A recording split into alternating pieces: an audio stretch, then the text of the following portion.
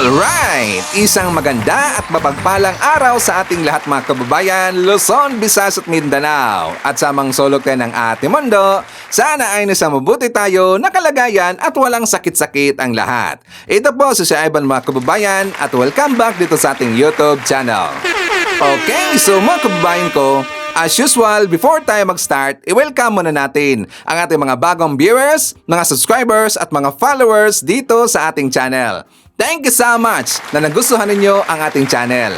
At siyempre, pasalamatan natin ang ating mga viewers na nag-like, also nag-shares ng ating mga vlogs at pasalamatan din natin ang ating mga viewers na hindi nag-skip ng ating mga commercials. At siyempre, pasalamatan din natin ang ating mga viewers na nagpa-member ng ating channel memberships. Thank you so much. At siyempre, i-shoutout natin ang ating mga pinalangga na mga legends, ang mga senior citizens. Hello po, kumusta ang lahat? And then also, i-greet natin ng happy birthday si Pasi. Greetings from Ma'am Donna Misayas. At siyempre, i-greet natin ng happy birthday ang lahat ng mga viewers na nag-birthday ngayong araw. Happy birthday!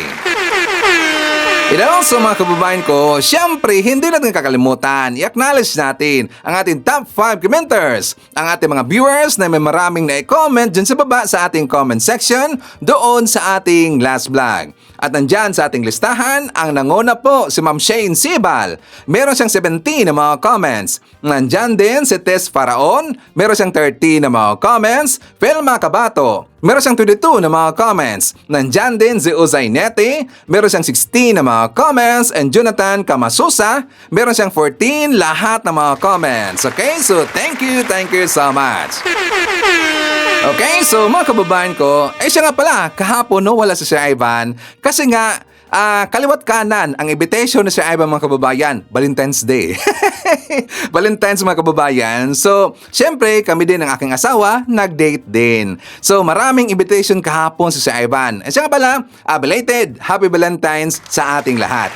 It's better late than never mga kababayan. Okay ba? So anyways, before nga pala makalimutan na si Ivan, pasalamatan din natin ang nibigay sa atin ng super thanks or pang snacks ni Sir Ivan. Thank you so much kay Ma'am Donna Misayas, nagbigay sa atin ng 320 Japanese yen. And thank you so much also kay Ma'am Olivia Lopiga Lake, nagbigay sa atin ng 2 pounds. Thank you so much. Okay, so mga kababayan ko, before tayo dadako doon sa mga mainit na mga issues, dito muna tayo sa ginawa na kalokohan ng mga DDS. Ano na naman yan, Sir Ivan? Siyempre, kalokohan pa rin. Naghari-harian sa isang lugar, mga kababayan. Kasi nga, di ba, meron silang ginagawa na campaign signature na tie. Diyan ka na lang. Yung kanilang campaign signature mga kababayan, nandun sila sa Pangasinan the other day. Yes, dumayo sila doon. Doon sa Manawag, doon sa Minordi Basilica mga kababayan. Kasi nga diba merong public place doon. Ngayon, itong mga gunggong na to, meron kasing nagpark doon. Residente mga kababayan doon sa Manawag. Ang ginawa ng grupo nila ni Joey, yung si Paulino, si Kokolokoy, nilapitan nila. Kasi inengganyo nila mga kababayan na pumirma sa kanilang ginawang signature campaign na wala namang kwenta. So ngayon, sila ay sinita mga kababayan kasi maka-BBM pala or pro-Marcos or pro-admin supporter ang babae na yon. So ito ang nangyari mga kababayan. Hindi makatae!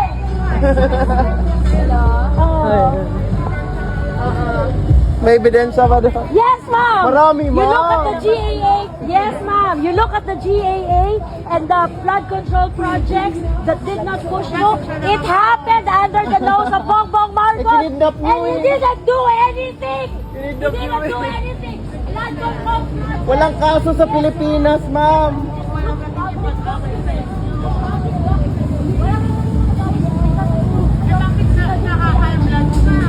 Hindi kami rival, ma'am. Normal namin yan, ma'am. Duterte! Duterte! Duterte! Duterte! Duterte! Alis! Alis! BBM!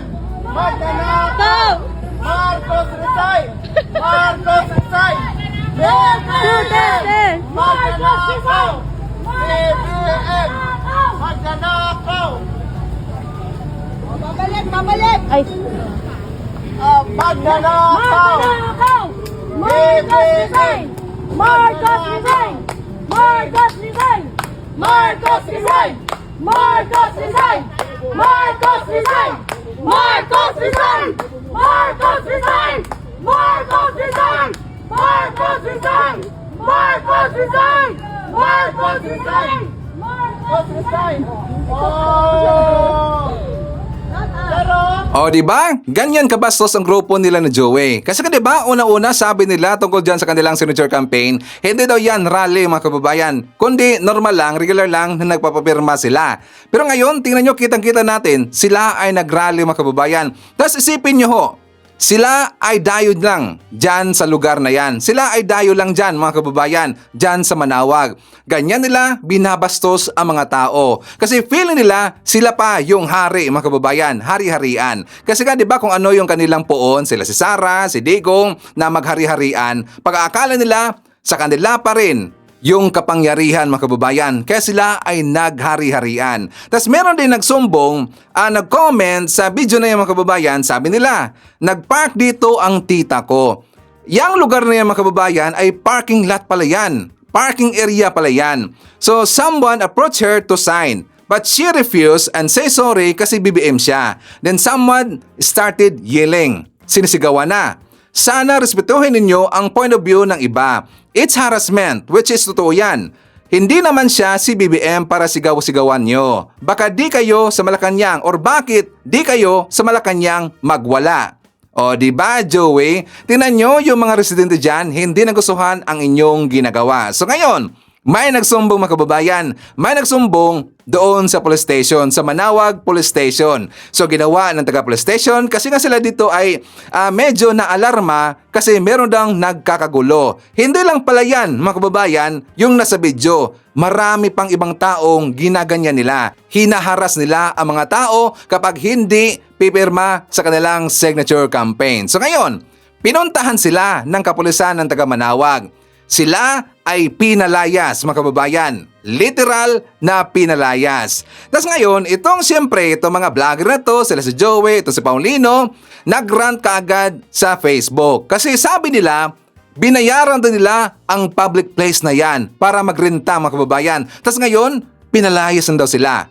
Para sa akin, tama lang na sila ay palalayasin sa lugar na yan mga kababayan kasi hinaras sila ang mga tao kapag hindi aayon sa kanilang gusto, kapag hindi pipirma sa kanilang signature campaign.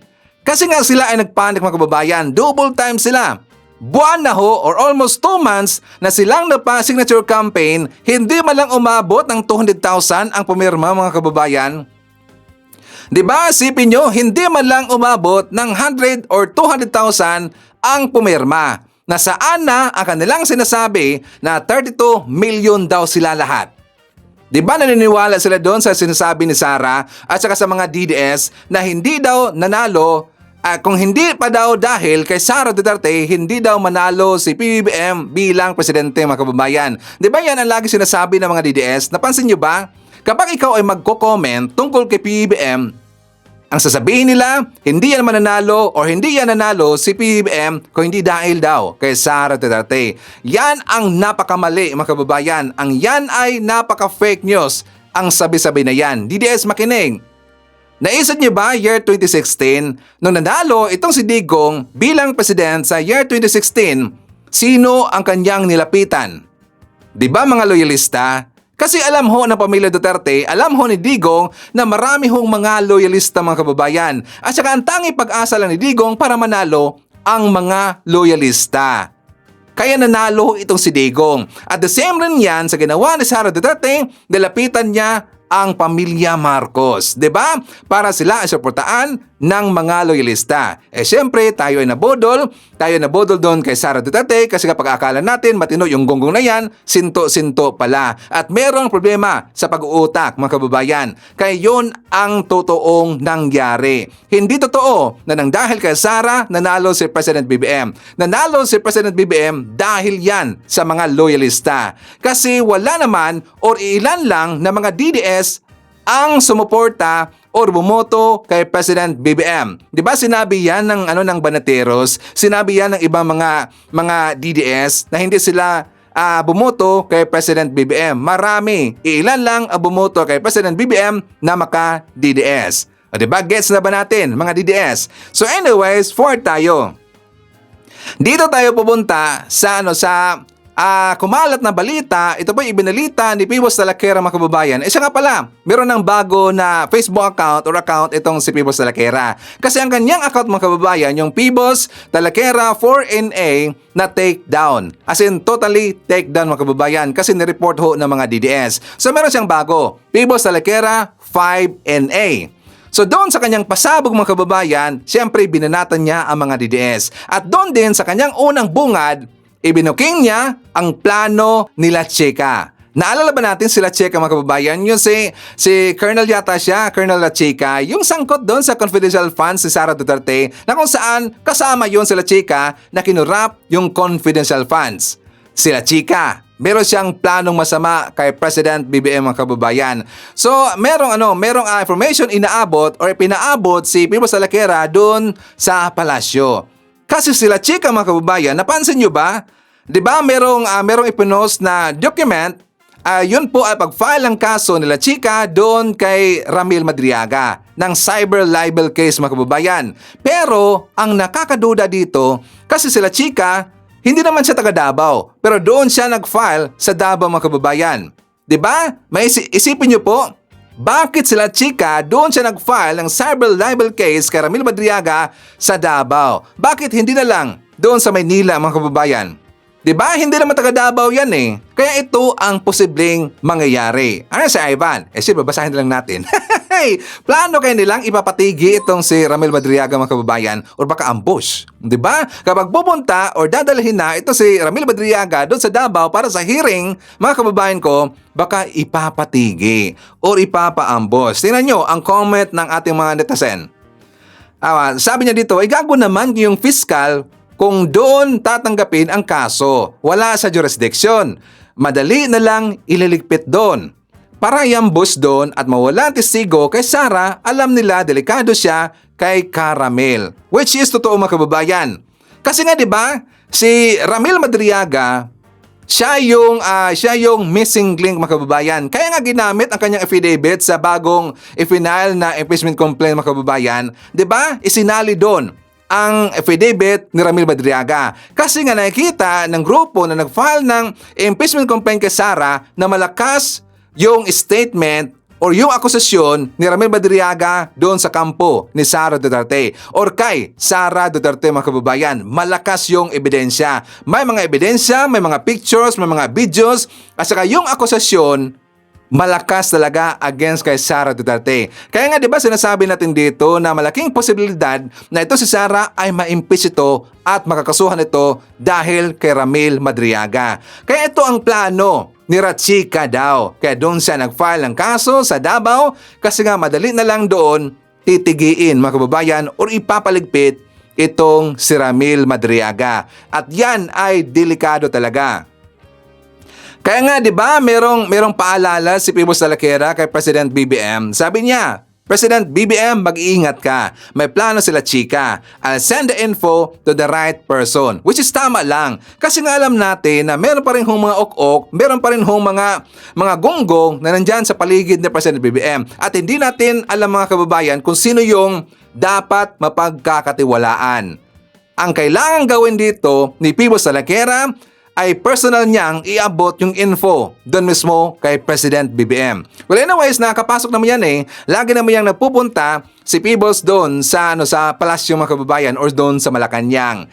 I suggest, ito ang aking advice kay Pibos Talakera, dapat personal niyang iabot ang information hawak niya or nakuha niya doon kay President BBM. Okay? So anyways, ipapakita ko rin po sa inyo mga kababayan itong balita tungkol kay Bato de la Rosa at saka kay Bongo. Kasi nga 'di ba si Bato de la Rosa mga kababayan at saka itong si Bongo nag-iyakan na naman. Kasi nga nabanggit na or nasa listahan doon sa ICC na nakasama sa listahan na co-accused or co-perpetrators itong si Bongo at saka itong si Bato de la Rosa. For more details, let's watch this. Pinangalanan ng prosekusyon ng International Criminal Court ang 8 kasabwat umano ni dating Pangulong Duterte sa umano'y crimes against humanity sa madugong gera kontra droga. Sila ay mga kilalang kaalyado at naging opisyal ng gobyerno sa ilalim ng Administrasyong Duterte, kabilang sina Senador Bongo at Senador Bato de la Rosa. Sila ang 8 co-perpetrators o kasabwat umano ni dating Pangulong Rodrigo Duterte sa Crimes Against Humanity na pinangalanan ng prosekusyon sa International Criminal Court.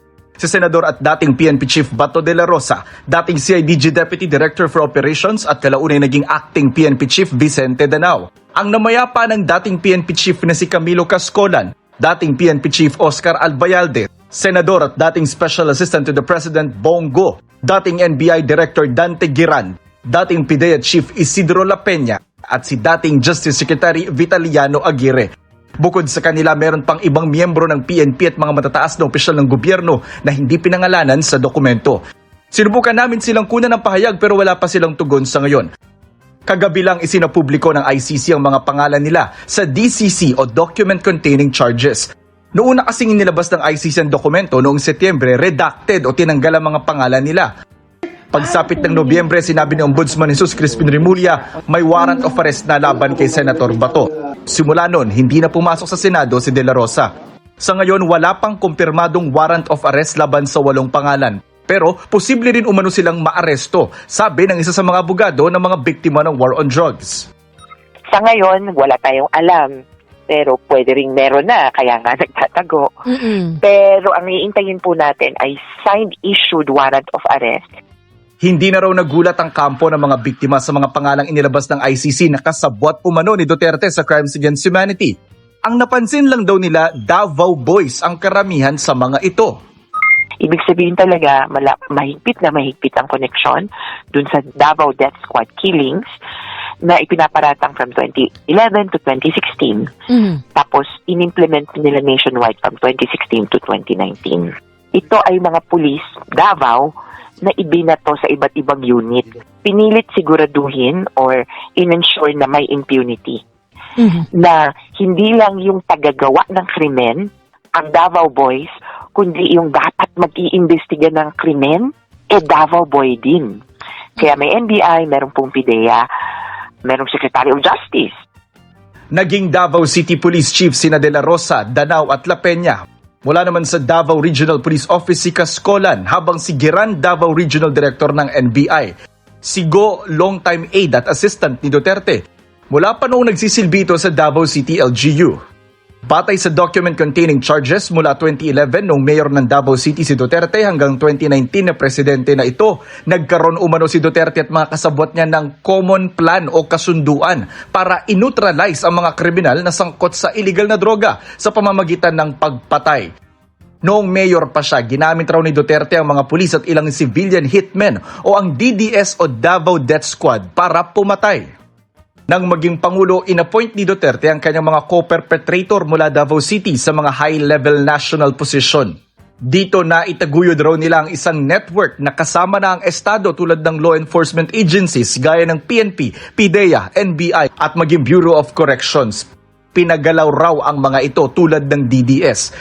Sa February 23 na magsisimula ang naudlot noon na confirmation of charges ni Duterte sa ICC. Dito tutukuyin kung may sapat bang basihan para litisin na si Duterte. Kaugnay naman po sa paglalabas ng ICC ng mga pangalan ng mga anilay co-perpetrator ni dating Pangulong Rodrigo Duterte sa kanyang kampanya kontra droga. Itinanggi ni Senator Bongo ang paratang.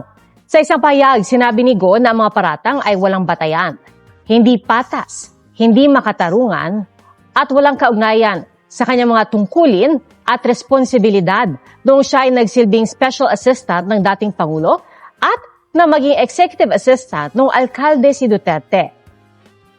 Pagdidiin niya, kailanman ay wala siyang pagkakasangkot, kinalaman o otoridad hinggil sa alegasyon.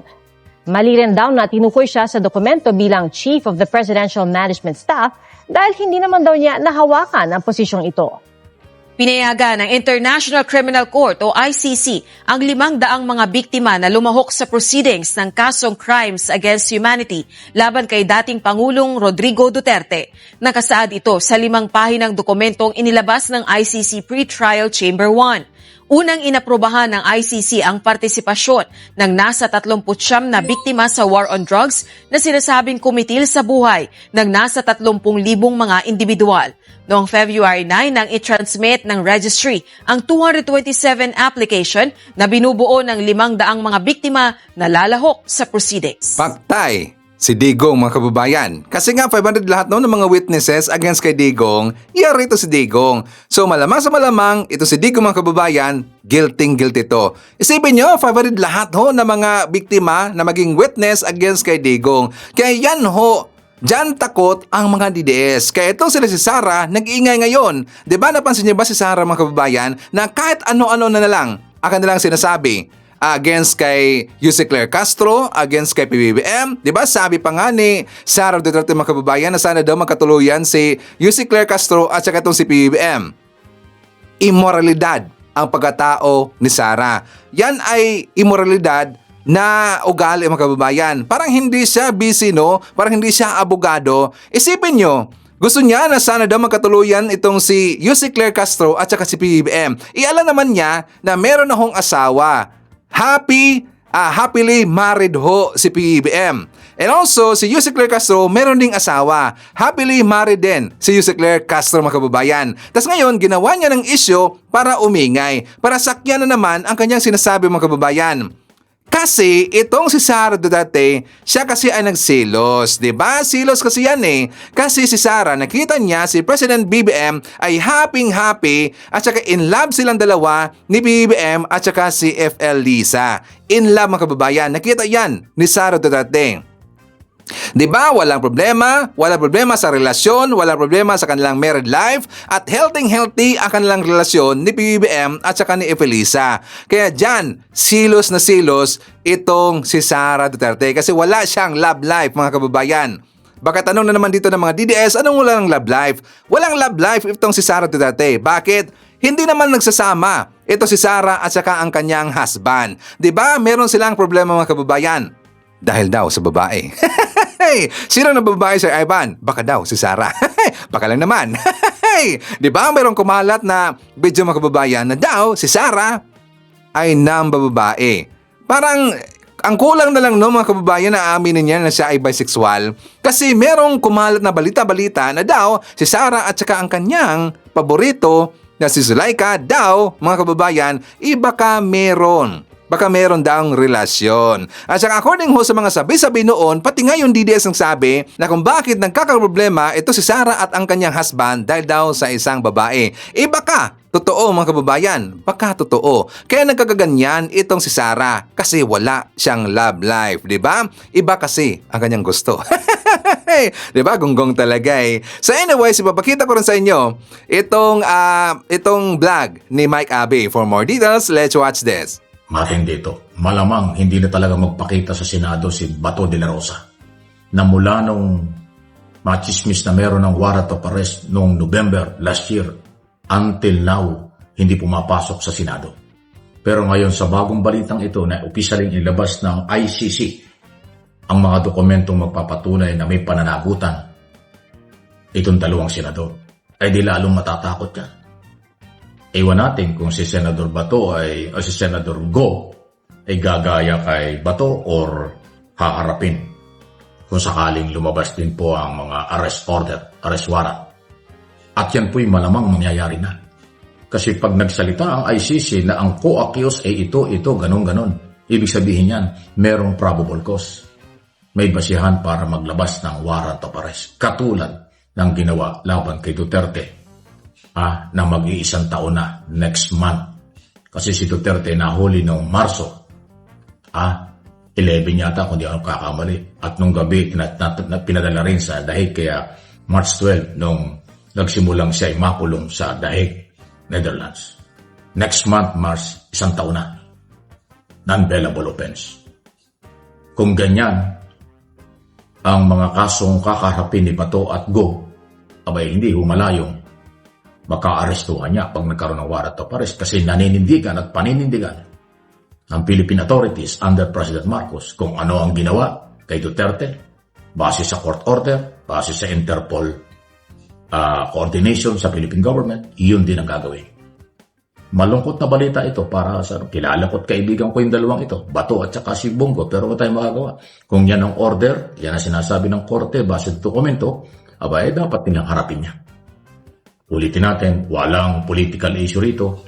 Ang complainant ay mga Pilipinong nagpunta sa ICC noon pang 2017. Second year pa lang sa 6 na taon ni Duterte bilang Pangulo.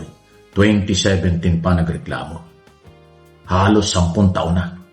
9 years na ngayon taon ito. Ganong katagal. Okay? Ngayon pa lang magsisimula ang isyong ito. Isa pang balita. Naku, ito yung matindi. Nireject po, deny na naman ng ICC ang kahilingan ng kampo ni Duterte through lawyer na si Atty. Nicolas Coltman na pagbigyan ng kahilingan na hindi daw hupit, hindi daw kaya ng kalusugan ni Duterte na humarap sa pre-trial na naka-schedule ng 2023, 24 hanggang 26 ngayong February. Next week na yan, malapit na. Idininay po. Pinanindigan ng ICC judges yung medical record na nakuha nila mula sa kanilang mga doktor na fit, kaya, may kakayanan, humarap sa pre-trial si Duterte. Pero yan ay tinutulan ng abogado ni Duterte. Nagpetisyon, natutulan niyang ruling na yan. Pero ngayon, final na po. Naglabas na ang ICC ng desisyon, nireject. Hindi na kumbinsi ng abogado ni Duterte ang ICC judges na hindi kaya ng kalusugan ni Duterte humarap sa trial. At dahil dyan, malaking-malaki ang posibilidad na yung schedule na February 23, 24 at 26, kung di akong kakamali, tuloy na yung trial. Ito kung yung mga gunita, lagi kong sinasabi, hindi naman tayo nakikialam. Ang ICC may sariling mga abogado, may sariling mga medical team, may mga doktor yan. Sila yung sumusuri sa kanilang akusado at under trial. Kasi kanilang pinapangalagaan ang seguridad, kalusugan, pagkain, lahat ng kailangan ng isang akusado. Obligasyon nila yun. Kasi hindi pa naman guilty. Isasalang pa nga lang sa trial Kaya yan ay mahalagang kanilang pangalagaan ng kalusugan. At syempre, sa side naman po nung kampo ni Duterte, pinapalabas nila na hindi kaya ng kalusugan ni Duterte humarap sa trial. Nga ho yung salungat syempre, ang masusunod ay yung medical report ng ICC. Yun po yung nangyari. So wala naman tayong kinakampihan dito. Ayaw mo pag-usapan yung detalye ng kaso. Alam naman natin, general information dyan, human rights violation, crime against humanity. Pero yung proseso sa ICC, wala tayong control dyan. Ipinapaliwanag ko lang. Yan po yung development. 2 issue ang ating pinag-usapan ngayon. Dokumento nagpapatunay co-accused si Senador Bato at Senador Go. Yan ang isang bago. Pangalawa, yung hong pagbasura. Na-reject yung motion o petisyon ng kampo ni Duterte tungkol sa tunay na kalagayan at kalagayang pangkalusugan. Mas pinaniwalaan ng ICC ang kanilang medical report kaysa sa sinasabi ng kampo ni Duterte. Matindi talaga. Mag-iisang taon na next week o next month. Ngayon palang mag-uumpisa ang trial. Matagal-tagal ang laman ng ito ng paghahanap ng katarungan, justice for all victim, justice for all suspect o akusado. Yan po yung ating paniwala. Katarungan para kay Duterte, katarungan para kay Bato at kay Bongo at iba pang mga general, mga PNP na kasamang co-accused. Katarungan para sa lahat. Rule of law. International law. Ang International Criminal Court. Wala tayong magagawa dyan. Kung ano kailang ginagawa at mga posisyon, ating ibinabalita lang. Walang personal. Kaya nga wala ng lusot itong si Digong mga kababayan. Tuloy na ang kanyang trial. hindi umepekto ang kanilang mga drama at ang drama ng pamilya Duterte. So babalikan natin itong si Bongo mga kababayan kasi nga diba napakasinungaling talaga. Ang sabi niya kasi na wala daw siyang kinalaman, hindi daw siya sangkot dito sa war on drugs ni Digong or hindi siya kasali sa sistema ng war on drugs pati sa crimes against humanities. Ipapakita ko sa inyo ang ebidensya mga kababayan na itong si Bongo napakasinungaling. Nabanggit rin po niya, nandiyan po rin po yung reward na kanyang sinabi noon, 1 million po sa mga Ninja Cops, patay. Pag buhay, kalahating milyon lang po. Pag lumaban, 2 million. Kapwa itinanggi ni na Senador Bato de la Rosa at Senador Bongo ang paggawit sa kanila ni retired Police Colonel Royina Garma sa umano'y reward system sa drug war. Hindi po totoo yan. Kasabi ko nga, wala pong reward system. At kung sakali mang meron siyang iutos sa akin na illegal, hindi ko po susundin. Oh, di ba? Napakasinungaling talaga. Yan ay tatak di des mga kababayan. Katulad ni Digong, di ba? Ganyan si Digong binabaliktad ka agad. So tingnan nyo, ang kanyang mga alipores mga kababayan, ginaya ang style ni Digong. Kapag meron silang nasabi na noon at yan ay recorded na ho, kasi siyempre, nandyan na sa mainstream media, nandyan na sa social media, makikita na yan. Kung anong sinasabi mo noon, makikita rin yan ngayon. O di ba? Nagagamit yung recorded noon kay Bongo versus ngayon na Bongo mga kababayan na sinabi niya na wala daw siyang kinalaman, hindi daw siya sangkot at wala daw siyang alam sa reward system mga kababayan. Wala ba siyang alam sa reward system? Sinabi na nga niya noong una kung magkano mga kababayan. Kaya nga napaka-eager at napaka-active na mga pulis na gunggong na yon na pumatay kahit na di ba innocent mga kababayan, ang daming nadamay kasi nga dahil sa pera. Naghahabol sila sa pera na kahit yung tao ay inosente, dinamay nila. Dahil sa pera, dahil sa reward system na yan mga kababayan. At hindi rin makakalusot ito si Bongo at Bato kasi si Royima Garma ang kanilang nilalapitan at alam din nila isa din si Garma yung nabibigay ng budget. Doon galing ang budget mga kababayan kay Garma. Ngayon, todo tanggi ang mga gonggong na yan. So anyways, papakita ko rin sa inyo mga kababayan itong vlog ni Attorney. For more details, let's watch this. Isipin mo to. Bago dumating ang mga Duterte sa buhay mo, hindi ba't malinaw naman sa'yo kung ano ang tama at mali? Di ba dati, alam mo namang mali ang pumatay ng tao. Alam mo din na mali ang mambastos ng babae. Mali ang bastusin ng Diyos. Mali ang lumabag sa batas. Mali ang magbanta ng kamatayan sa ibang tao. Mali ang kumampi sa dayuhan laban sa sariling bayan. Alam ko na dati obvious sa'yo yan. Pero ano ang nangyari nung dumating si Duterte sa buhay mo? Unti-unti mong ginajustify sa sarili mo na ang mali pwede maging tama. Biglang pwede nang pumatay ng tao basta adik. Pwede nang mambastos ng babae basta ang presidente ang kuha at joke lang yon. Pwede nang tawaging stupid si God. Eto talaga, hindi ko alam paano nyo ginajustify sa sarili nyo. Pero ayun, tama na din sa'yo yan. Pwede nang labagin ng batas dahil hindi naman importante ang mga right to due process, right to privacy, right to travel, at iba pang mga right na yan. Pwede nang mag-death threat, basta kalaban ng pinagbabantaan. Pwede nang ipamigay ang teritoryo ng bansa kasi di naman natin kayang ipaglaban. Pero hindi dyan nagtatapos ang metamorphosis mo. Yung dating mga bagay na mali, ngayon kinahangaan mo na. Ang mga mali, nagiging virtue na para sa'yo. Ang pumapatay, matapang. Ang nambabastos ng babae, macho. Ang walang galang sa Diyos, honest. Ang lumalabag sa batas, madiskarte. Ang kumakampi sa dayuhan, praktikal. Look at yourself in the mirror. This is the person you have become. Simula nang dumating si Duterte sa buhay mo, tinapon mo na ang prinsipyo mo sa basurahan. Tama ba ako or mali? Okay, so before tayo magpapatuloy mga kababayan, syempre i-acknowledge muna natin ang ating mga suki, mga early birds, yun ang una na nag-comment dyan sa baba sa ating comment section. So nandyan sila si Mama Recres Hernandez from North Carolina, USA, Walter Romano from New Jersey, hi to Terby. Nandyan din si Emma Catalia from USA. Get well soon nga pala kay Ma'am Emma Catalia mga kababayan kasi nandyan siya ngayon sa hospital dahil sa asthma attack at saka sa RSV daw. If I'm not mistaken, di ba yung RSV mga kababayan, yan ay problem dyan sa respiratory natin, di ba? According sa kanya, baka merong virus sa kanyang respiratory mga kababayan. Again, get well soon po kay Ma'am Emma Catalia. Nandyan din si Jonathan Camasosa, Roda Rara, hi to ME, Gladizel Louie. Nandyan din si Anis Lorica, Michael Vinas. I-shoutout natin si Marilo Aniway from Virginia, USA.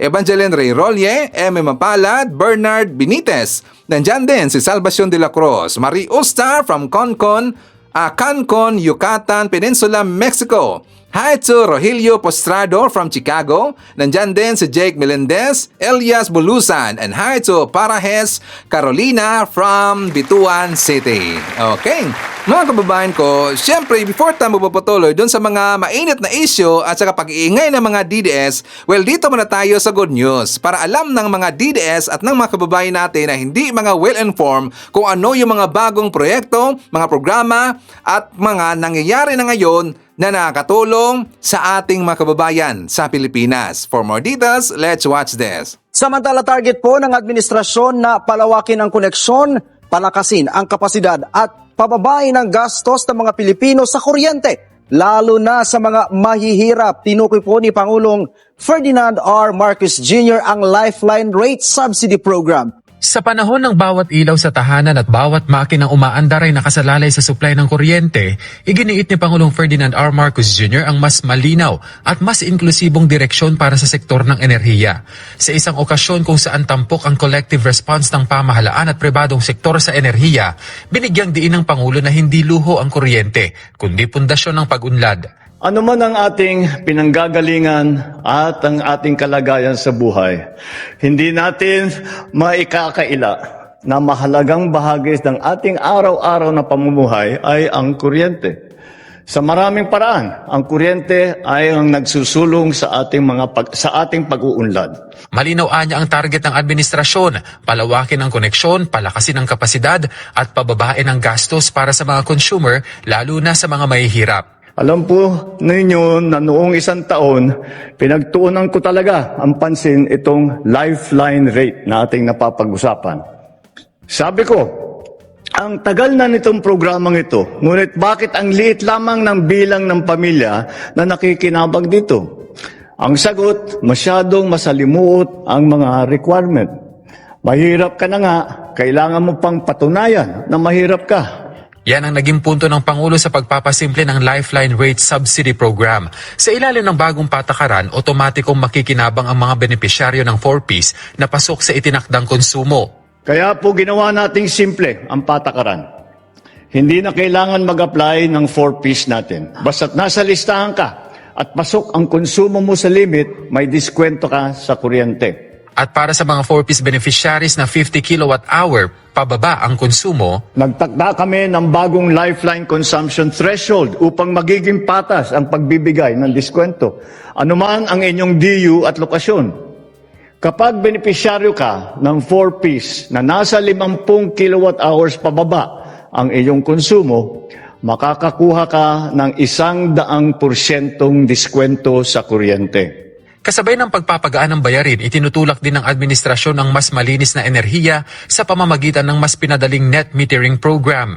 I see many households installing solar panels to save on electric bills. I myself, in Ilocos Norte, installed on our house the solar panels. And what I learned, based on personal experience, was that it was very hard to sell excess electricity to the grid. Only because the procedures were not in place. It was not because it was not an unwillingness of our electrical cooperatives to do it. It was simply because they didn't know what to do and how to go about it, what forms to fill, what arrangements to make, how to price the credit that from the electricity that you are putting back into the grid. Ngayon, ayon sa Pangulo, mas malinaw na ang patakaran at mas mabilis ang proseso para sa mga nais magbenta ng sobrang kuryente pabalik sa grid. Sa huli nanawagan siya ng sama-samang pagkilos ng pamahalaan at pribadong sektor para sa mas matatag at abot-kayang enerhiya. Inilunsad na ang Benteng Bigas Merona program sa National Capital Region. Isinagawa ang pagbukas ng programa sa San Juan City. Panguna ni Agriculture Secretary Francisco Tiu Laurel, kasama si Metro Manila Council President at San Juan City Mayor Francis Zamora. Sinimulan ng Agriculture Department ang paglalagay ng tigli-5 Benteng Bigas Merona stalls sa bawat LGU bilang bahagi ng pinalawak na sakop nito. Layo ng nasabing programang bigyan ng pagkakataon ng mga residente sa Metro Manila na maka-access ng mura at abot-kayang bigas. Samantala, hinikayat din ng kagawaran ng mga benepisyaryo ng Benteng Bigas Merona na magparehistro sa P20 app sa kanilang mga mobile phone. Kaya para sa mabilis na pagbili ng murang bigas, gayon din ay para matiyak ang sapat na supply na ibebenta sa mga pamilya. Mahalaga ang bawat minuto sa oras ng mga Pilipino. Ito ang iginiit ni Pangulong Ferdinand R. Marcos Jr. sa harap ng nakatagdang konstruksyon ng 2 pang istasyon ng unang subway sa bansa. Ayon sa Pangulo, hindi lamang on schedule ang konstruksyon ng proyekto, kundi mas mabilis pa ngayon. Panahon na upang matudukan ang dekadang paghihirap ng ating mga commuter. Yan ang binigyang diin ni Pangulong Ferdinand R. Marcos Jr. kasabay ng kanyang pangunguna sa groundbreaking ceremony ng karagdagang 2 underground stations ng Metro Manila Subway Project o MMSP. Ang presidente mismo ang nanguna sa safe barrel breaking at capsule laying ceremony na tanda ng pagsisimula ng pagtatayo ng Kalayaan Avenue at BGC stations ng MMSP na may kabuuang haba na 1.3 kilometers. The 3 stations in BGC are projected to serve no less than 200,000 passengers per day in its opening year. This means workers arriving on time, students getting home earlier, and our citizens regaining hours that we once lost to congestion. Makukumpleto ang bahaging ito ng MMSP sa loob ng mahigit 5 taon, oras na magsimula ang konstruksyon. Bago yan, ininspeksyon din ng presidente ang Shaw Boulevard Station na magiging konektado sa BGC at Kalayaan Avenue stations sa Taguig. Personal niyang inalam ang update at progreso sa ginagawang istasyon na sa ngayon ay nasa 22% na ang progreso. I'm happy to report that the progress is proceeding and the work is proceeding and we are very much on schedule. In fact, we are from the original timetable. We have accelerated the process and we are moving even more quickly than that. Muli namang ipinunto ng presidente ang ginhawang idudulot ng kabuuan ng MMSP oras na matapos ang konstruksyon. Lalo't giit niya na mapapabilis ang biyahe mula Valenzuela hanggang BGC sa 29 minutes mula sa dating 1.5 oras. Aabot lamang din anya sa 35 minuto ang biyahe mula Quezon City hanggang Manila Airport. Malaking tulong din ito ayon sa presidente para sa interoperability at maayos na paglalakbay ng mga commuter. At North Avenue, the subway will connect to LRT1, MRT3, and MRT7. At the Anona Station, it will connect to LRT2. At the Ortiga Station, it will link with the proposed MRT4. The subway is also designed for interoperability with the North-South Commuter Railway, strengthening Metro Manila's connectivity to all the nearby provinces. Dagdag pa niya, bahagi ito ng hakbang ng administrasyon na ibalik ang dignidad sa mga Pilipinong araw-araw na iniinda ang trapiko. Kaya habang kasalukuyan pa ang konstruksyon, ipinunto niya na tuloy naman ang mga programa ng pamahalaan para kahit paano'y pagaanin ang buhay ng mga mananakay. Gaya ng discounted beep cards, cashless payment, Love Bus Project na nagbibigay ng libreng sakay sa Maynila, Cebu at Davao. Gayon din ang pagsasaayos ng ilang istasyon ng MRT3. Ayon sa punong ehekutibo, hihigit pa sa kanyang administrasyon ang proyektong ito. Pero tiyak-an niya siyang magpapatuloy ang mga benepisyo nito para sa mga susunod na henerasyon. Tiniyak din niya ang mahigpit na pagbabantay ng pamahalaan sa pagpapatupad ng proyekto. With the scale and complexity of this project, we are exercising careful oversight and close coordination amongst all the implementing agencies and all our partners. We remain committed to sustain the momentum and to ensure that this project proceeds with discipline, transparency, and accountability. Ang MMSP ang kauna-unahang underground railway system ng bansa na may kabuuang haba na 33.1 kilometers. Hanggang nitong January 31, 2026, aabot na sa 54.79 ang overall progress ng proyekto. May pondo itong mahigit 488 billion pesos. Katuwang dito ng pamahalaan ang Japan International Cooperation Agency o JICA.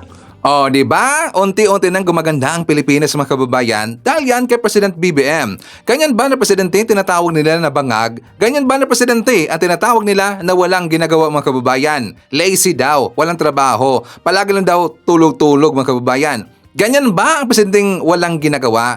Ang walang ginagawa na isang opisyal katulad kay Sara Duterte. Kasi wala siyang ginagawa, hindi siya tumulong sa Marcos administration, hindi siya tumulong sa ating presidente, kundi tumulong siyang nanira sa ating presidente. Kasi nga napaka-greedy niya. Gusto niyang maibalik sa kanya ang kapangyarihan, mga kababayan, dahil hindi na siya nakapangurap. O, di ba? Totoo naman yan, DDS eh.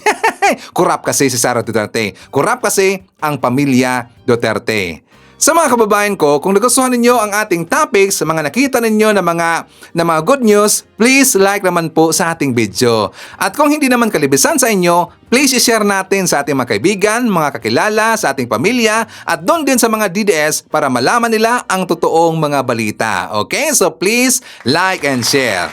So ngayon, mga kababayan ko, dahil gusto nilang tatanggalin si President BBM, gumawa na naman sila ng panibagong issue. Gumawa na naman sila ng panibagong paninira, mga kababayan. Ano yan sa Ivan?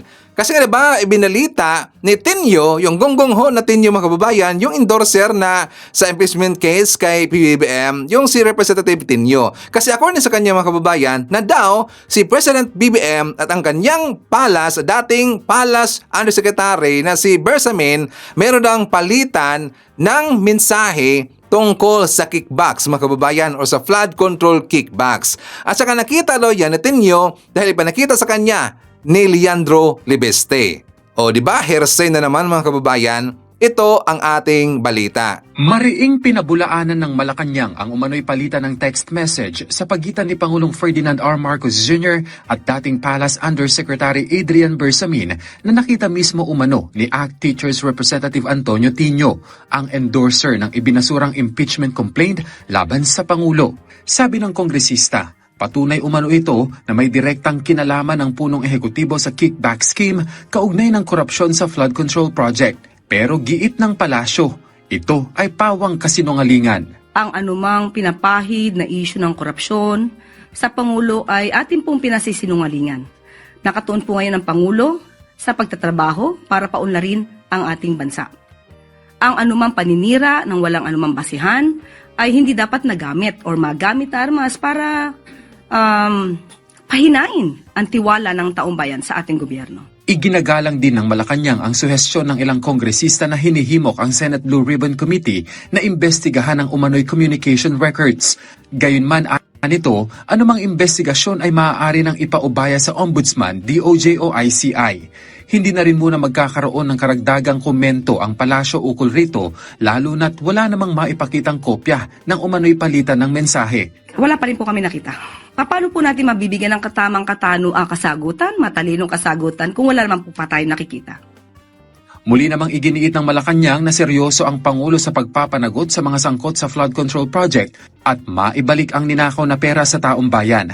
Katunayan, umabot na sa mahigit 76 million pesos ang nakuha sa nakumpiskang sasakyan ng mag-asawang Sara at Curly Discaya na rekta namang ibabalik sa National Treasury. Noong Miyerkules, matagumpay na naibenta ng BOC sa halagang 29.025 million pesos ang 2023 Rolls-Royce Cullinan, kasama ang payong na pagmamayari ng mga Diskaya. Nakatakdang maglabas ng schedule ang BOC para sa susunod na public auction ng mga nakumpiskang mamahaling sasakyan. Laging tandaan, si Pangulong Marcos Jr. ay porsigido na habulin, managot at ipakulong ang lahat ng mga sangkot sa korupsyon sa mga proyekto ng pamahalaan. So far, ang nakita ko natin, double hearsay, triple hearsay po yung pong mga aligasyon. So, I think wala akong ibang pwedeng makapagbigay linaw nito, hindi mga kongresista, kundi si Yusek Bersamin po mismo. Hindi tatayo sa korte ang mga aligasyong pinalutang ni ACT Teachers Party List Representative Antonio Tino na may record umano ng palitan ng text messages sina Pangulong Ferdinand Marcos Jr. at dating Presidential Legislative Liaison Office Undersecretary Adrian Bersamin kaugnay ng kickbacks sa budget insertions. Ito ay hanggat walang affidavit o sinumpaang salaysay mula kay Bersamin ayon kay House Public Accounts Chairperson at Bicol Cero Party List Representative Terry doon. Sinasabing ipinakita ni Batangas 1st District Representative Leandro Legarda Leviste ang umano'y communication record sa mga kapwa kongresistang sina Representative Tino at Caloocan 2nd District Representative Edgar Erice. Absent yung pong confirmation from the person who made the messages himself, it won't hold in court. It won't hold in an impeachment trial. Ibig sabihin, nakatiwangwang lang po yan sa Court of Public Opinion. Aminado si Congressman Tino maituturing na hearsay ang ipinakita sa kanila ni Congressman Leviste na screen recording ng umano'y palitan ng text messages ni na PBBM at Adrian Bersamin. Bukod dito, meron pa umanong hawak na video affidavit ni Bersamin si Representative Leviste. Sa huling Facebook post ng kongresista, tumanggi na itong magbigay ng ibang pahayag at sa halip ay itinuro sina Congressman Tino at Erice kaugnay ng issue. Sa kabila nito, naniniwala pa rin si Representative Tino na dapat imbestigahan pa rin ng ombudsman ang mga aligasyong ito. Everything I'm telling you is of course hearsay. Di ba? Literally, dahil pinakita lang sa akin, wala naman ako doon. Oh, di ba? Pure hearsay, mga kababayan. Siya na nga nagsabi itong si Tinyo, hearsay lang yan. Kasi nangalingan, paninira lang yan kay President BBM. Di ba, this coming February 20, if not mistaken, merong rally na magaganap, mga kababayan, yung trillion peso march.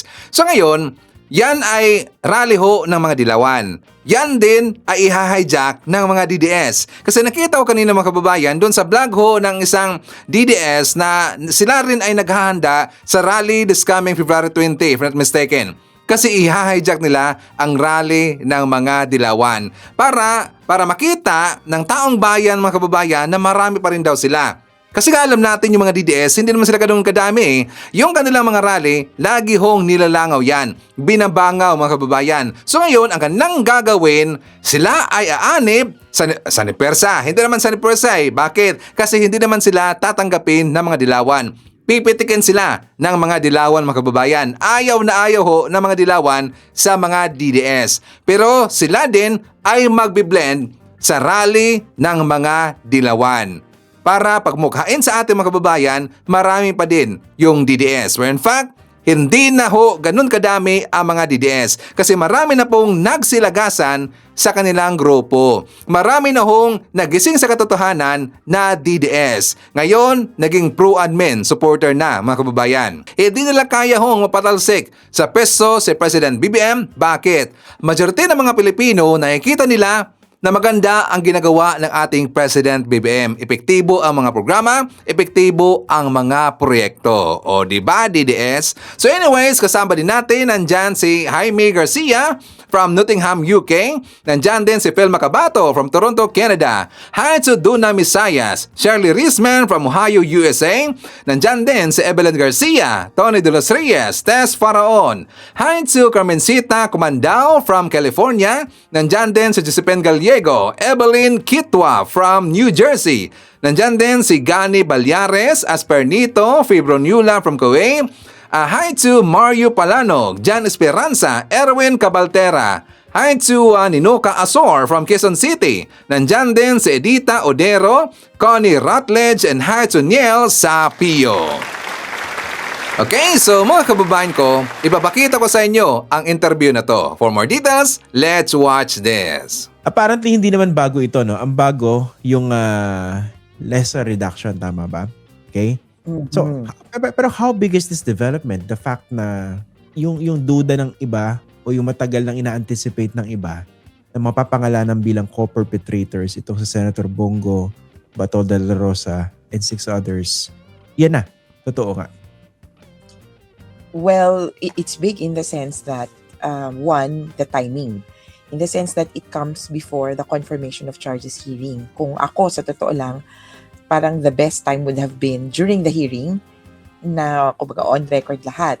We have the earlier redacted version kung saan alam na merong 8. Nung una nga, di ba, ito yung hinuhulaan natin, sinusubukan natin hulaan. Yung isa, close enough. Yung ilan, police officer, ganyan.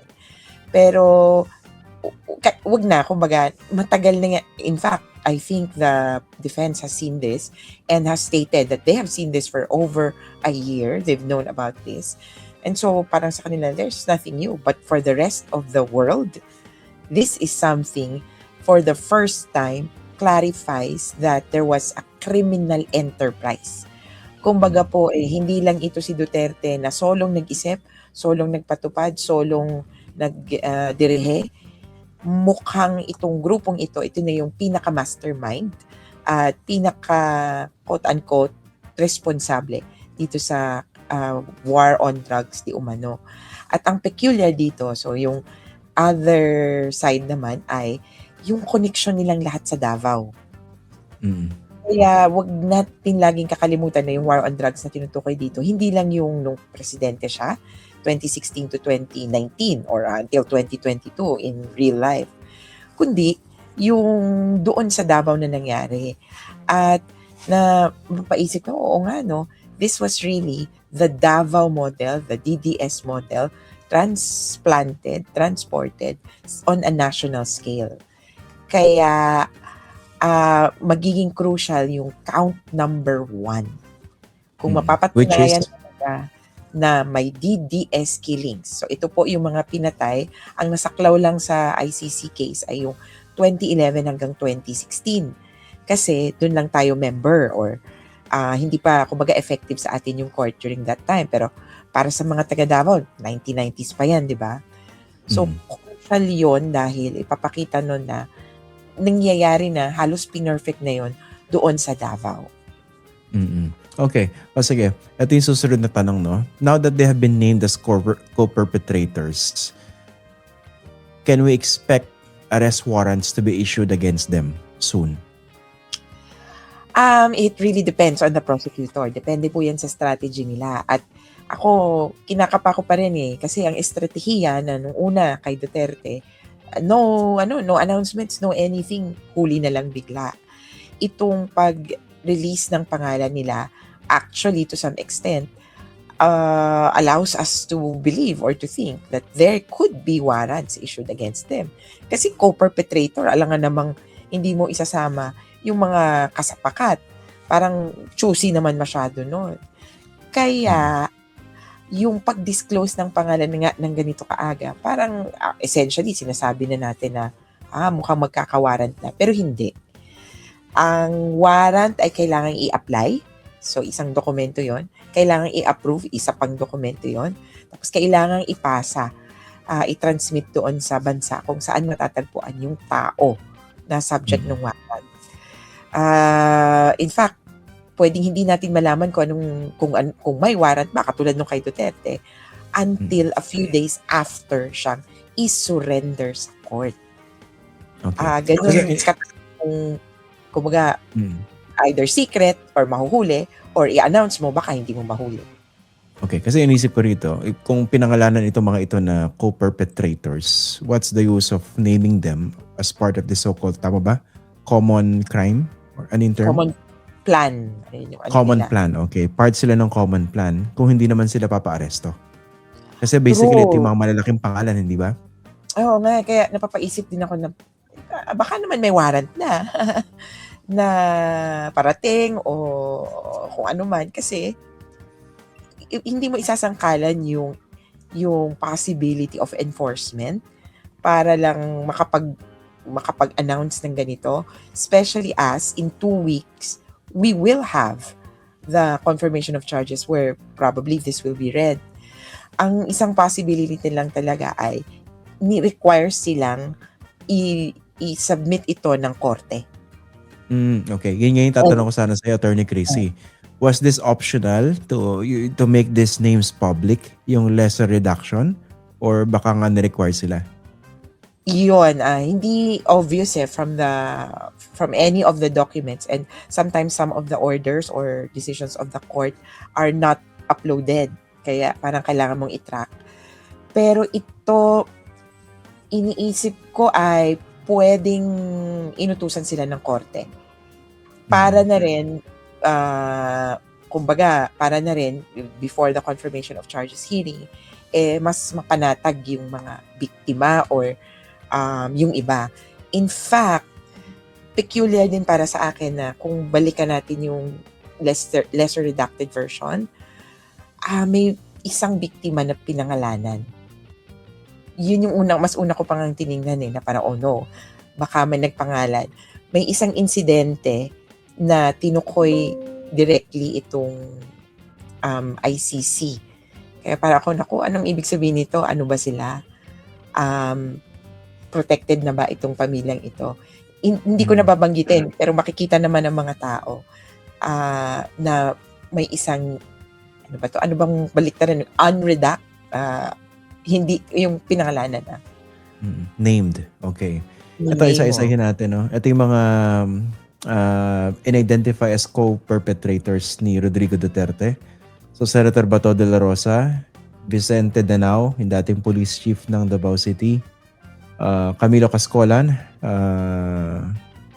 Oscar Albayalde, Senator Bongo, Dan Tigueran, Isidro La Peña, and of course, former Justice Secretary Vitaliano Aguirre. Pwede ba, kunwari, is it too late for any one of them, let's say, they had a change of heart or of mind and then opted to testify against Rodrigo Duterte? Pwede pa ba yan? Yes, absolutely pwede. Except that, ang iniisip ng iba, nakikita ko, mag-state witness ka na lang. Hindi po ganun yung kalakaran sa ICC na parang i-trade off mo na, wag mo na ako kasuhan, pero magsasalita ako. Hindi sila ganon. Ang sa kanila, kung gusto mo magsalita, sige, magsalita ka. Pero matutuloy yung kaso laban sa iyo. Magkakaroon lang ng possible impact doon sa penalty mo. So kung Pwedeng kunyari, mabawasan ba? mabawasan o mamitigate yung kasi nag-volunteer ka ng information, ganyan. Pero kumbaga, kung immunity ang hahanapin mo, wala pong maasahang ganon. Kaya pinag-iisipan ko yung bagong, hindi naman bago, pero yung parang strategy. Pareho tong sino itong nagsalita na? Si Bongo at saka si Vitaliano Aguirre. Kanina parang narinig ko na ang atake nila, kumbaga,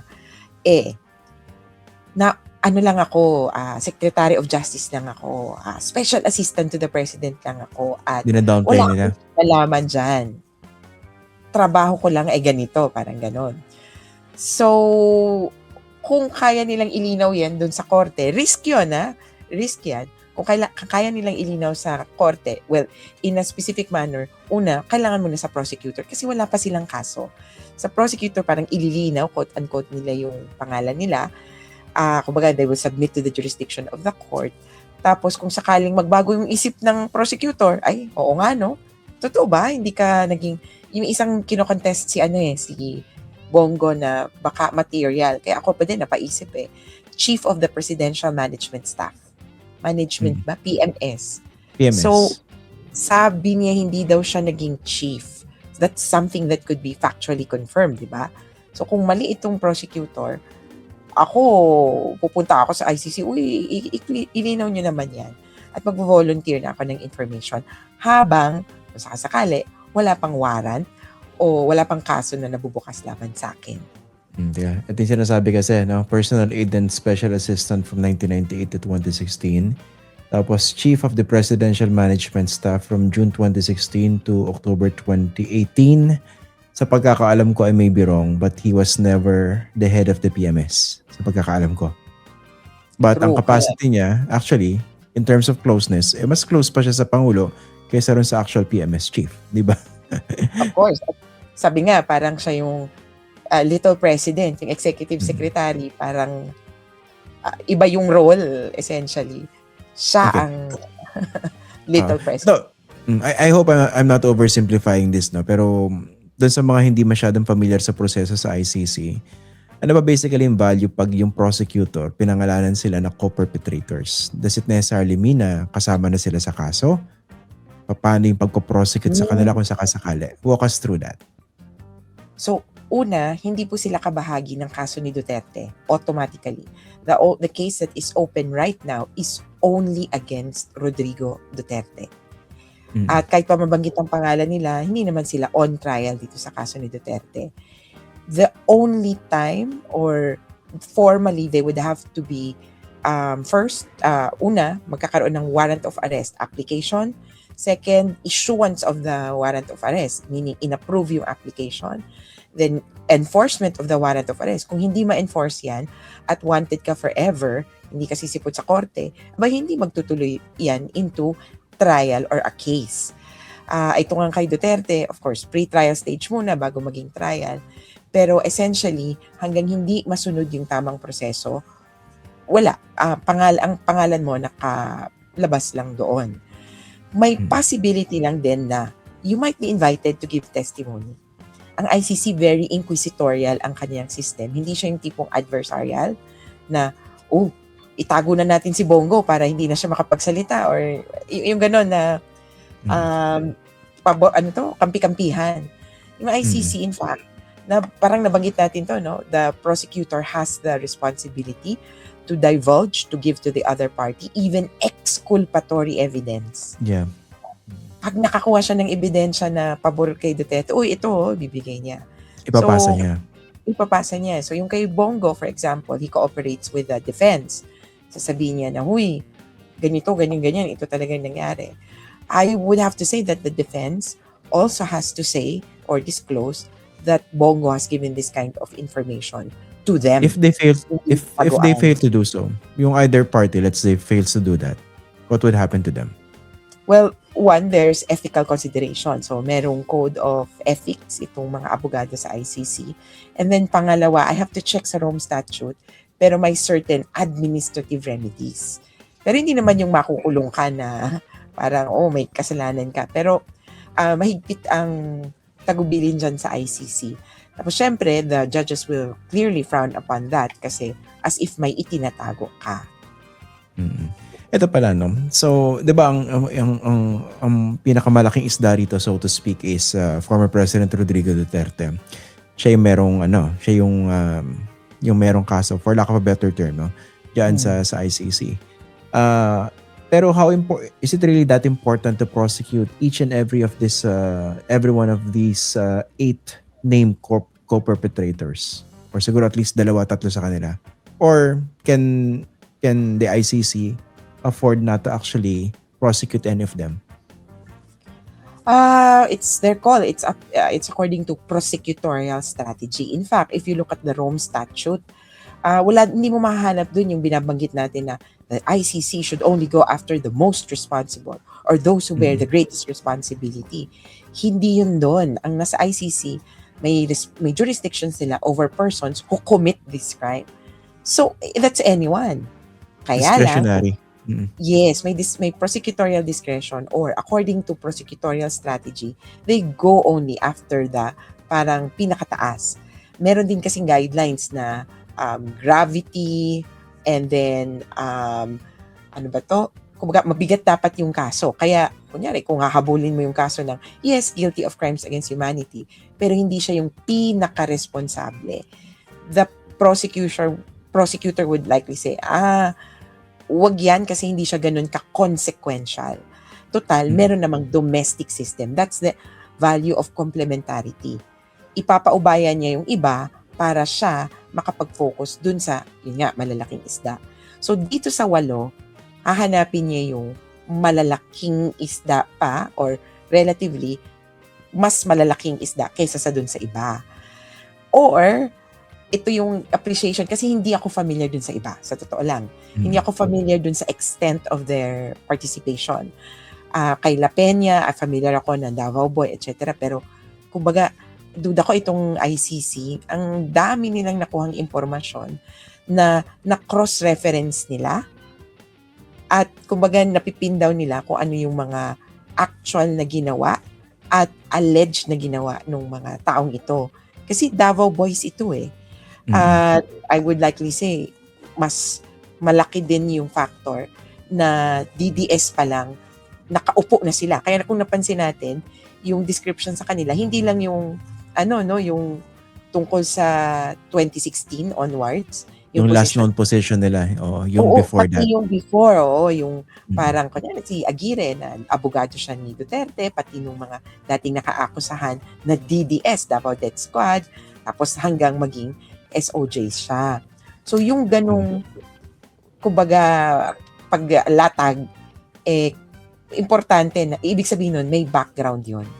Okay. Ito pa isang naisip ko, Attorney Chrissy, no? So, syempre may sariling buhay at saka dynamics itong ICC in terms of prosecuting these people.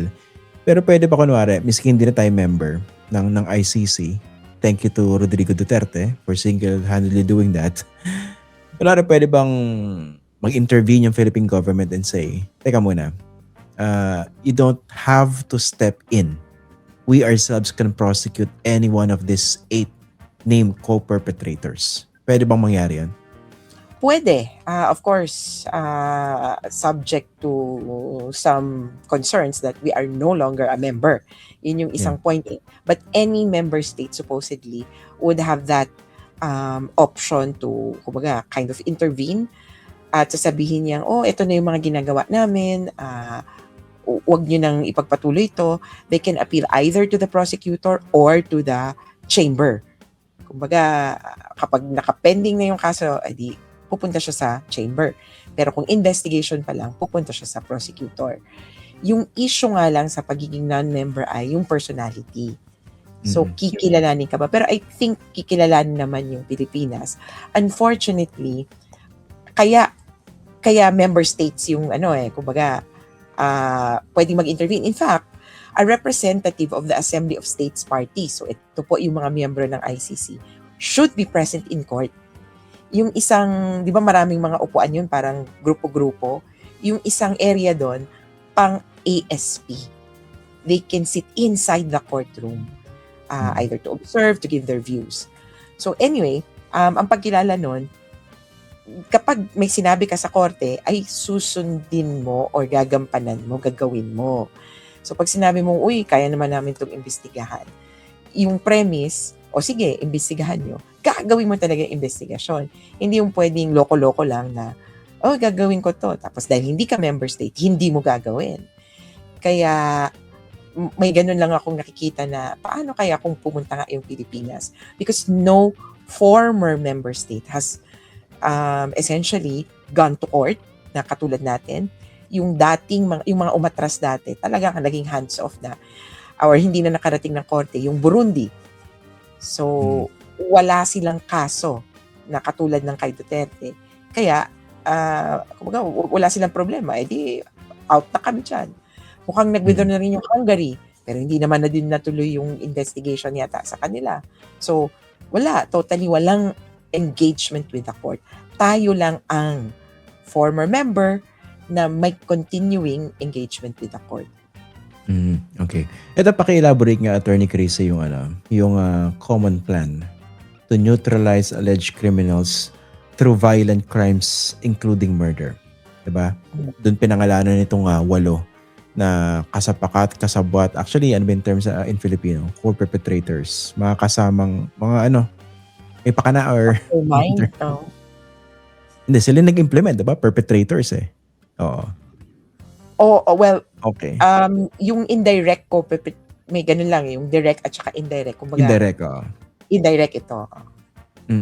So yun nga, ano yung, kasi basically, ang understanding ko as a layman, dahil common plan yan, hindi naman pwedeng hindi mo pangalanan yung iba. Kasi how would you execute a common plan kung wala ka ibang kasama? Hindi ba? So sila yon. Correct, oo. Okay. Kaya lang, ito kasi yung appreciation din, kung baga anong level ng mo. Yung common plan, hindi naman kasi ito yung parang ang ina-announce, parang ang tingin natin ay Board of Governors, ano ba? Board of, nag-meeting yung their heads coming together, tapos tara, pumatay tayo. Sabi ni chairman of the board, ito gagawin mo, ito gagawin mo, ito gagawin mo. Pwedeng, hindi kasi ganon sa mga criminal enterprise. Posibleng meron dyang particular roles. Kung siguro, may mga nanonood pa ba ng The Godfather? Yun, may gano'n. So sa The Godfather, meron kang parang kanang kamay, tapos meron kang consigliere. Tama ba yun? Yung consigliere, yun yung lawyer mo. So ito, kay Vitaliano Aguirre, parang yun yung sinasabi niya. Lawyer lang ako. At kalimutan ko kung sino nag-play ng character na to Pero meron abogado, di ba? Si Sunny ba? Ano ba? Yung character na tagapagligpit, tagapaglinis kumbaga quote-unquote kalat. So, posibleng wala siyang role doon sa sa patayan per se, yung sa sinasabi ni Aguirre, pero ang role, ang dapat siguraduhin niya, walang makukulong. So, parang gano'n, may specific roles. Kaya, sa isang banda, yung determination ng, are you considered most responsible? Pwedeng may iba pang, iba pang assessment. Kasi sa ICC, yung parang, ikaw ba yung most responsible? Kung may kakayahan ka to prevent or to stop the killings. So, for now, what I'm saying is, this is a list of people who were alleged to have key roles in the plan. Pero iba pa yung sino yung pinaka-responsable.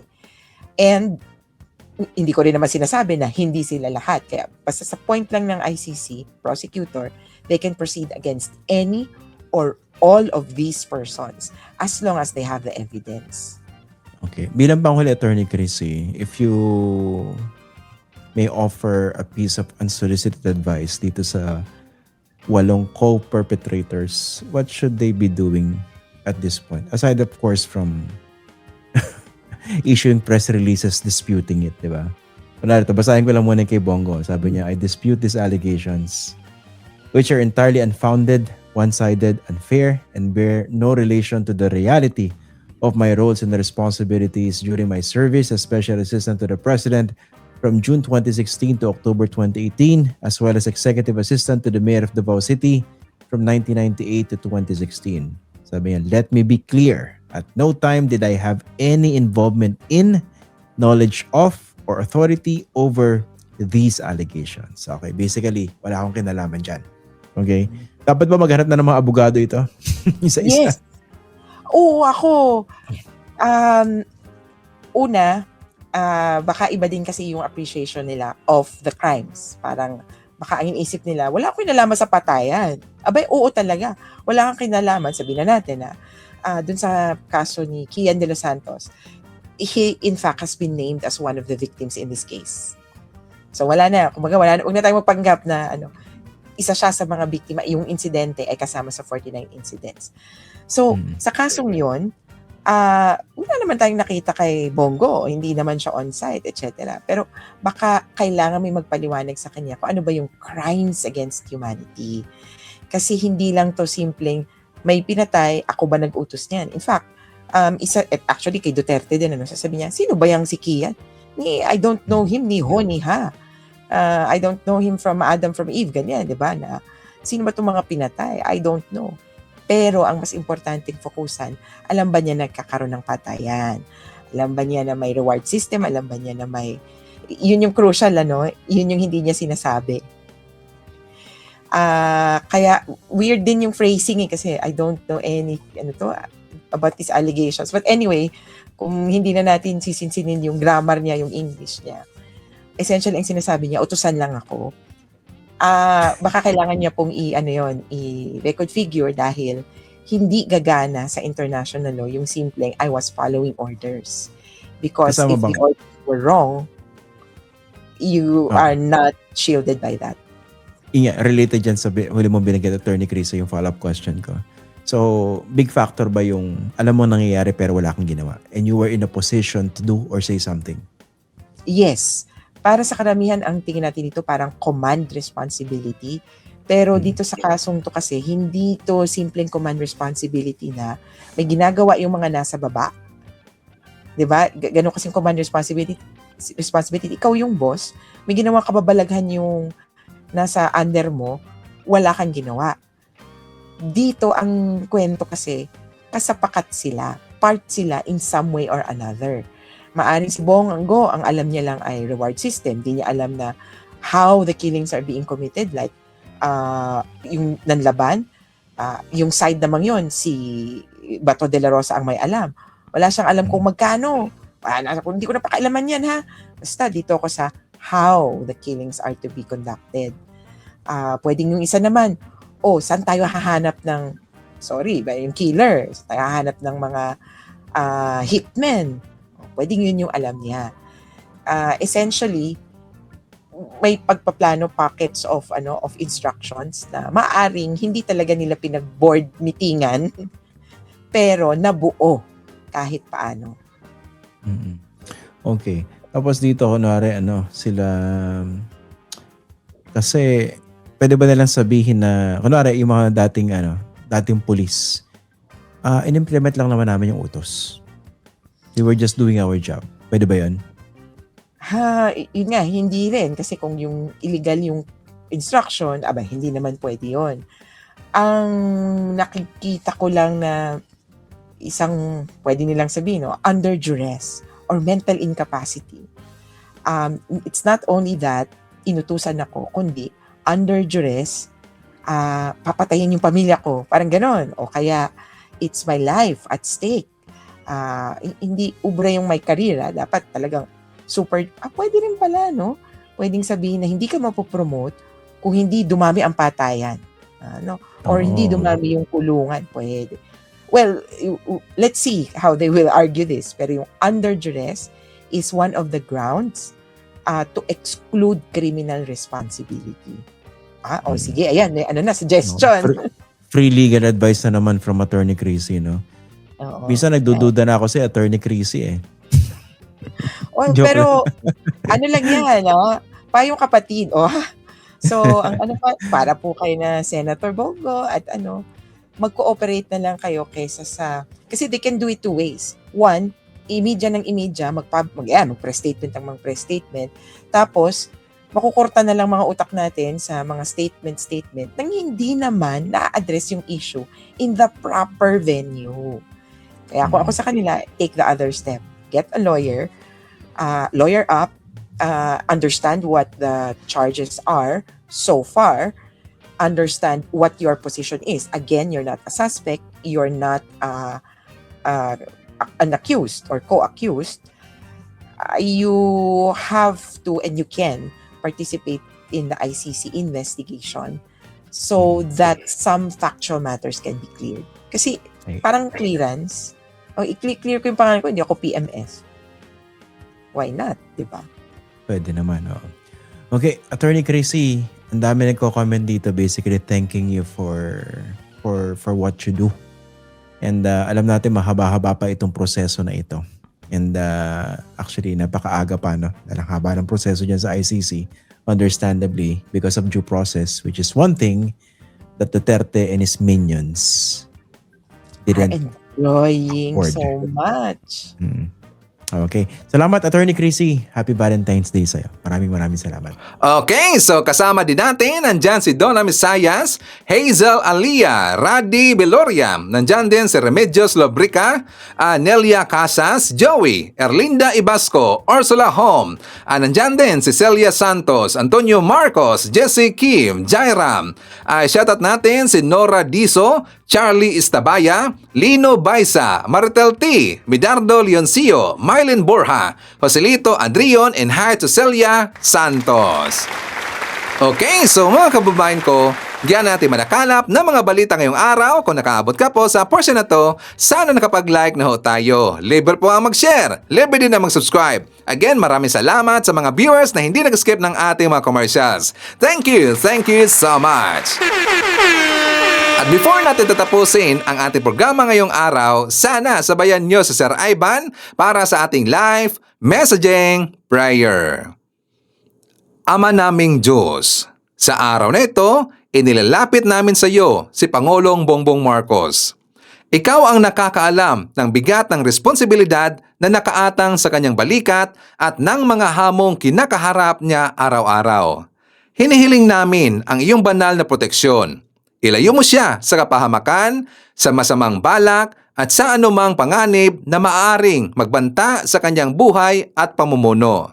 Bigyan mo siya ng malinaw na isip upang makapagpasya ng tama, pusong may malasakit para sa bawat Pilipino at sa lakas ng loob upang panindigan ang makabubuti para sa bansa. Palubutan mo rin siya ng mga taong tapat, may integridad at tunay na nagmamahal sa Pilipinas. Naway ang bawat hakbang niya ay magdala ng kapayapaan, pagkakaisa at kaunlaran sa ating bayan. Idinadalangan ko ito sa pangalan ng ating Panginoong Jesucristo. Amen. So maraming salamat mga kababayan, and I hope to see you again on my next video.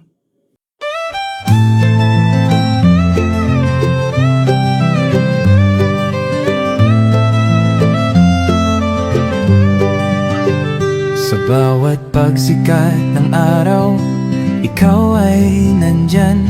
Tinig mong matatag, sa amin ay gabay. Pag-asa ng bayan, pangakong totoo. BBM, isa kang totoong tao. Sa mahirap at takti, ika'y sumusuporta. Tapat mong paglilingkod, lahat kami nakakita sa iyong pamumuno. Bayan ay umaangat, bagong Pilipinas, pangarap ay tapat. Ikaw ang aming BBM, Pangulong matapat. Sa puso ng masa, inaangat ating watawat. Sa hirap at ginhawa, ika'y kasama. Pilipinas ay babangon, dahil ikaw ang pag-asa. Mula Luzon, Visayas hanggang Mindanao, boses mo'y umaabot, dala ay pag-ahon. Magtulungan, magkaisa, sabi mo sa lahat, para sa bayan, ikaw ang aming alamat. Ang pangarap mong bansa, taas noo masagana. Manggagawa't magsasaka, binigyang halaga